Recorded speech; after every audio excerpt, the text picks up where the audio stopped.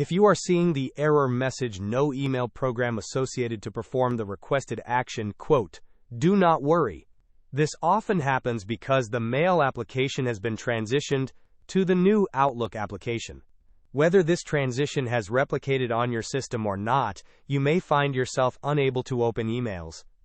If you are experiencing this, the first step is to search for the Microsoft Store in your Windows search bar. Open the store and then search for Outlook.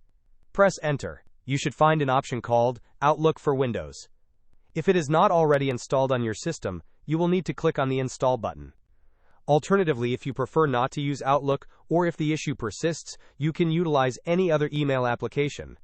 Simply type email in the Windows search bar and press Enter. This will display a list of available email applications on your computer, and you can choose one to set as your default. Hope this was helpful. Don't forget to like and subscribe if you enjoyed. As always, thanks for watching, and I will see you in the next video.